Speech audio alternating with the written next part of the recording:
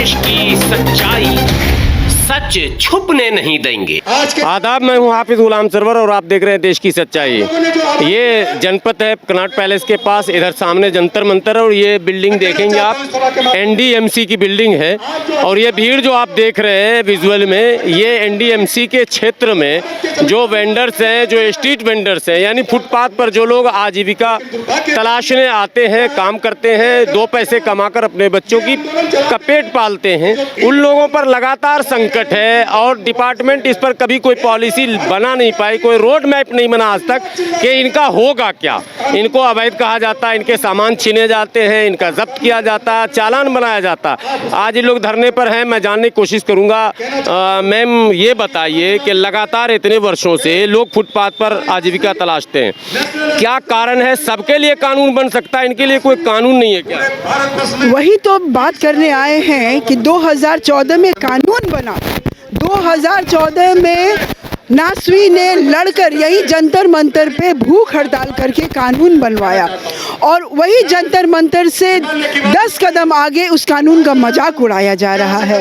तो कानून है, 2014 का कानून यही कहता है कि पूरे देश में जितने वेंडर हैं उनको तब तक छेड़ा नहीं जा सकता जब तक उनका सर्वे ना हो जाए। और टाउन वेंडिंग कमेटी बनाया गया। टाउन वेंडिंग कमेटी में इन वेंडरों को रखा गया ताकि वो अपने हक की बात कर सके। ना यहाँ पे टीवीसी का प्रॉपर काम कर रहा है, ना सर्वे हुआ है, और जब सर्वे ही नहीं हुआ है तो उनको सर्टिफिकेट कहाँ से मिलेगा? क्यों नहीं सर्वे कराया जा रहा? क्योंकि मंशा है। सर्वे नहीं करवाने के कारण, अगर वो सर्वे करवाएंगे तो उनको पता चलेगा कि कौन वेंडर है और कौन इनके द्वारा बैठाया गया आदमी है। तो पैसा वसूल कर पा रहे हैं वो। अभी डराकर, उनको धमकी देकर, गैर कानूनी बोलकर वो पैसा वसूल कर पा रहे हैं। कल को सर्वे हो जाएगा तो दूध का दूध पानी का पानी हो जाएगा।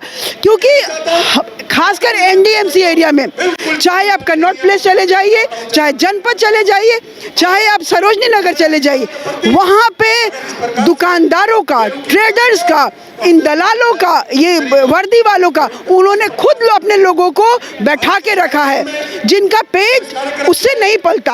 तो ये बहुत बड़ी साजिश है, बहुत बड़ी साजिश है। सारी सरकारें कहती है मैं गरीब के कल्याण के लिए काम कर रहा हूँ, तो सबसे ज्यादा गरीब तो दिल्ली में यही है जो 100, 200, 500 कमाते हैं। क्या कल्याण? ये खाली गरीबी नहीं है, अगर आप देखें तो ये पूरे देश में जो बेरोजगारी की समस्या उसको भी सुलझाते, क्योंकि रोजगार नहीं मांगते, ये अपना रोजगार करते हैं, ये सिर्फ अपने रोजगार को सुरक्षित करना। तो ये मंशा है, ये करप्शन को मेंटेन करने का एक तरीका है। जिस दिन इन्होंने इनको वेंडिंग सर्टिफिकेट दे दिया, ये इनसे पैसा नहीं वसूल कर पाएंगे, ये करप्शन और एक्सटॉर्शन नहीं हो पाएगा। तो एक्सटॉर्शन को जारी रखने के लिए ये नहीं करना चाहते। दिल्ली में जो सरकार है, राज्य की सरकार, एनडीएमसी अभी उसके अधीन नहीं है, लेकिन मुख्यमंत्री कहते थे हम भ्रष्टाचार मुक्त व्यवस्था बनाएंगे। कभी सहयोग मिला आप लोग को लड़ाई में? हमें लगता है कि हमें यहाँ कोई पॉलिटिकल स्टेटमेंट नहीं देने आई ना हमारा ये क्योंकि केजरीवाल जी सबसे ज़्यादा फेल किए हैं। अभी कुछ दिन पहले हम लोगों ने केजरीवाल जी के पास भी गए थे, क्योंकि जब कानून बन रहा था तो वो हमारे एक प्रोटेस्ट में भी आए थे और उन्होंने कूद कर कहा था कि आप लोग बहुमत से हमें जिताएंगे तो मैं आपको ये करूँगा। और उनके बहुमत से में आने तक हमारा कानून बन गया और कानून की धज्जी सबसे ज़्यादा दिल्ली में उड़ी। कानून की सबसे ज़्यादा जो उन्होंने उड़ाया है, स्कीम को वो 4 साल बाद ले आए। ऐसे ऐसे टीवीसी उन्होंने गठन किया जो गलत थे। तो सबसे ज़्यादा मजाक यही उड़ा है। और पॉलिटिकल विल नहीं होने के कारण उनको बहुत आसान हो जाता है कि पुलिस हमारे हाथ में नहीं है, नगर निगम हमारे हाथ में नहीं है, जो चीज़ उनके हाथ में वो तो वो कर सकते थे, वो भी उन्होंने नहीं किया।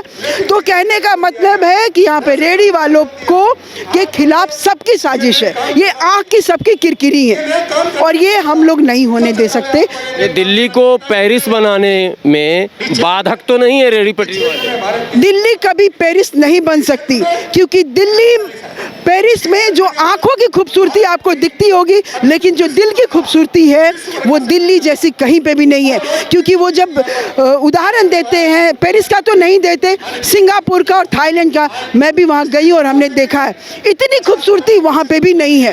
तो इस खूबसूरत चीज़ को वो नहीं हटा सकते और पेरिस या सिंगापुर और न्यूयॉर्क नहीं बना सकते। कुल मिलाकर आपने देखा कि मंचों से जो बातें होती हैं वो उस चुनाव के सिर्फ होते हैं, बाद में मामला वो जस का तस है। क्या भाजपा, क्या कांग्रेस, क्या आम आदमी, तमाम दलों ने इन स्ट्रीट वेंडरों को सिर्फ ठगने का काम किया है और इनके खाते में सिर्फ आश्वासन आया